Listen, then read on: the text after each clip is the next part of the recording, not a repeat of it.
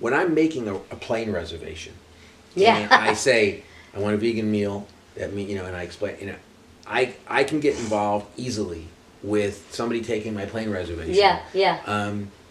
I can talk to somebody for half an hour about veganism. Wow. Yeah. When I talk to, When you go to the grocery store. When I go to the I have tons of discussion because if sometimes I will be buying, not sometimes, but usually I am buying large quantities of raw vegetables. Yeah. And people think I own run a restaurant or something. Mm-hmm. A juice bar or something. A juice bar, exactly. Now I will say that I am vegan, my partner's vegan, and our dogs are vegan. We're all vegan. Yes. And so I am actually sort of cooking for a large number of people. Yeah. But the number of times I have had people say to me, "Wow, you eat really healthy." Yeah. And I had a couple weeks ago. I had a lot of kale. Because I bought a dryer, dehydrator, Yeah, the dehydrator. I make biscuits I make or something. I make chips. I make the crisp, Yeah. the Kale chips. kale chips. Yeah. And I love those things. Yeah, they're great. I love them. And they're really expensive if you buy them. They're Oh, I expensive, know. but if you make them, Yeah. they're cheap. Yeah. So somebody said, well, this woman said to me, "Wow, you eat really healthy." And I said, "Yeah, I'm a vegan." And she said, "You are?" And I said, "Yeah." And, Where do you get your protein? Well, no. What she said, "Is that healthy?" Oh my And gosh. I looked at her cart, and she Yeah. had meat, dairy, and I said, "Look," I said, "you're eating," and then I pointed, decomposing flesh, Good. cow mucus, Yes. and chicken oil, and you're asking me, If I'm eating healthy. and I said it in a playful way. I mean, Yeah. I wasn't saying, "Look, you're a horrible person." Yeah. I said, "Wow," I said, "Look, you're eating decomposing flesh." I said, "You got to put that in the refrigerator because it will rot if you don't." Rot, right. I said, "You're eating cow mucus." I said, think about that. We're the only species on the planet that drinks the milk of another species. I said, "You're eating chicken ova." And I said, I said all of these things, and I said, "You're asking me whether I'm eating healthy." Yeah. And I said to her, I said, "When was the last time?" This was before I had my cold a couple weeks ago, when I had not had a cold for about 10 or 12 years. Yeah. And I said, "When was the last time you got sick?" Right. And she said, "Well, I have sore throat." I said, Oh, yeah. "I never do." Exactly. I said, never. And Exactly. and so I said, "So don't worry about the health." I said, "Actually," I'll be honest with you. I said, "I became a vegan, 30 some odd years ago, and when I first became a vegan, I thought it was actually unhealthy for you, Yeah. because who knew anything about veganism back then?" Right. Number one. Number two, I didn't have a very good. I have to tell you, I didn't have a very good. I ate a lot of vegan, but nevertheless unhealthy things. Yeah, unhealthy. And Yeah. I mean, for me, I in the morning, when on the way to the university, I would pick up a huge bag of potato chips. Oh gosh. I mean, huge. Yeah, huge. yeah. And I'd eat potato chips all day long. Oh my gosh. And vegan. Yeah. And and I used to eat, a lot of junk. Yeah. And a lot of fried stuff, a Right. lot of bad stuff. Right. But I became vegan for the health of my soul, my spirit. Yeah. Yeah. And I became vegan because I believe in the principle of nonviolence. I really do. I believe that nonviolence is the true principle of the universe. That's right. And you can't be nonviolent if you're not vegan. That's right. Even if you're vegan, you can be violent. Yeah. So veganism is necessary but The not moral sufficient. baseline. It's necessary but it's not sufficient to live a nonviolent life. It's certainly necessary. And so I take this stuff seriously, and I decided I was going to become a vegan. I became a vegan immediately, even though I was, and I had every doctor then was telling me, it's Yeah, a you're gonna matter of time before you die. Right, You're right. going to die before you're 30. Right. And people were very skeptical of Yeah. veganism. Yeah. And I remember my mother cried when I told her I was a vegan. She said, "What's a vegan?" And I explained I it to her. She said, "You're gonna get sick," and she got really upset with me. Yeah. But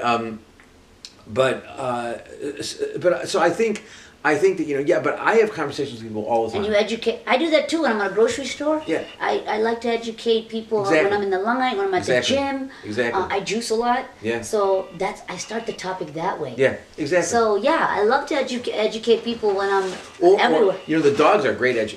I'm walking my dogs. Yeah. And somebody comes up and starts talking to me because he or she is walking dogs. And we start Yeah. talking about, dogs are great ways to start conversations. with Right. them. And then I always say to people, it takes me, 27 seconds before I get to, Yes. What's the difference between the animals Dog we and love and the ones we stick forks into? You know, I mean, Wow. if I had a nickel for every time I have said that to another human Wow, being, I that's could one- retire right now.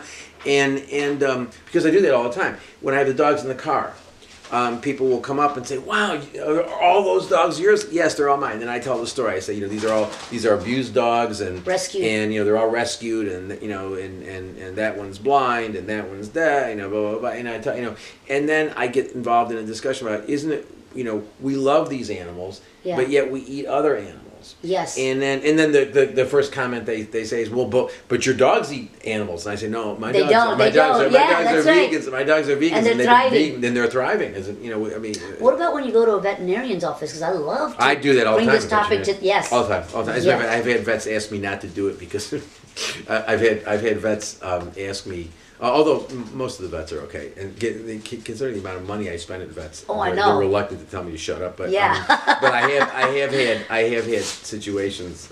I remember once having a discussion with somebody who was in a vet's office, who was breeding her golden retriever. Oh my gosh. And she was coming to see whether or not, because they do these genetic tests and they can tell whether some indication of whether or not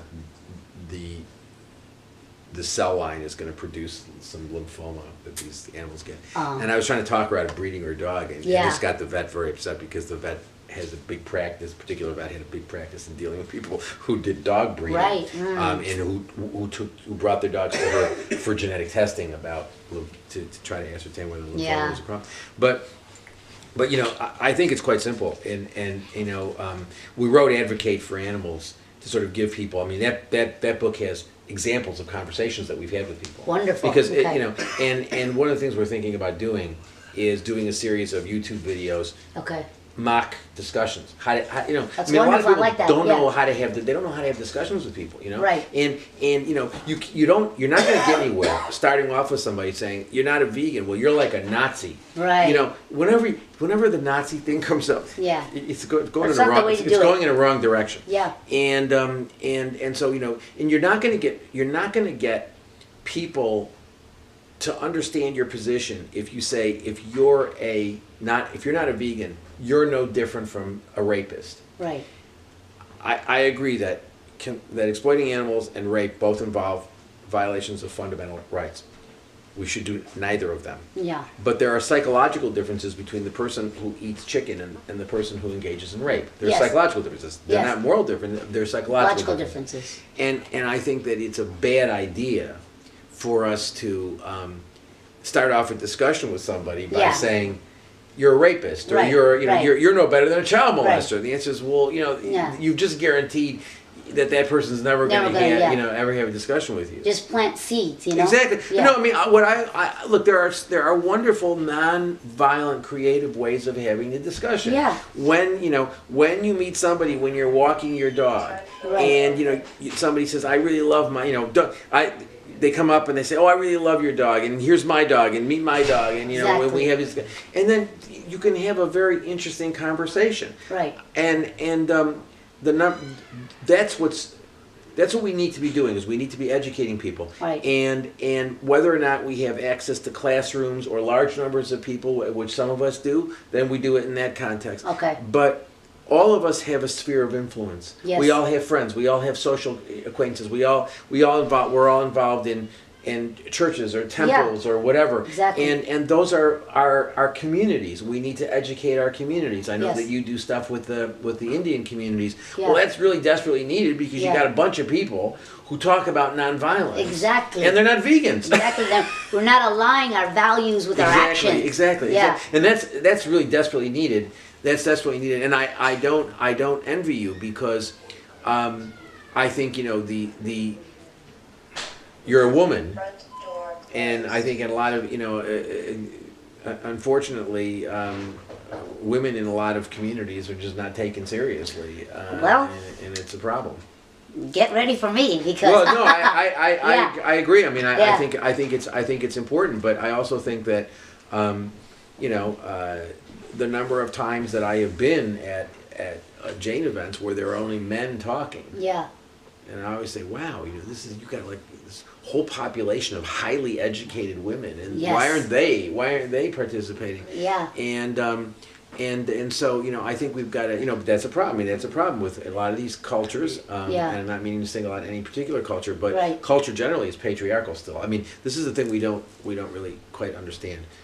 We are living in a, we're seeing right now in this country the emergence of racism that I haven't seen since the 1960s. Yeah. I mean, it's because now we have political leaders who are saying it's okay to be racist. Right. And that's a problem. That's a serious problem. Serious It's problem. a serious problem. Serious problem. And but we also live in a very, you know, we live in a very sexist, patriarchal society. Yeah. These are serious problems. They Yeah. need to be confronted. We don't need to, you know, we don't need to. And the Me Too movement is great, but but you know, it's not just the you know the actresses, you know, the actors or the rich women who have to worry about guys like Harvey Weinstein. It's the women, the everyday women who are working, you know, who are working class women who have to deal with all sorts of indignities in the factories in which they work and Right. things like that. I mean, you know, we need to sort of confront the fact that, you know, we need to think more seriously about morality as a general matter. I That's mean, it. one of the Yeah. problem, one of the real serious issues about modern society is we've lost the ability to think morally about things. Yeah. But You're right. we need to get back on track quickly. Yeah. So, Dr. Francione, who inspires you and why?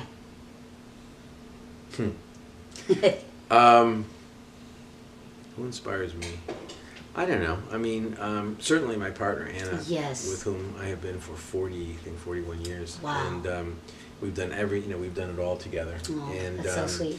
And that, you know, and I mean, you know, that's why we're together Yes. because it's a real bond, you know. Yeah. It's like we're doing this Yes. together. Yes. But you know, my dog. I mean, you know, my dog is inspired.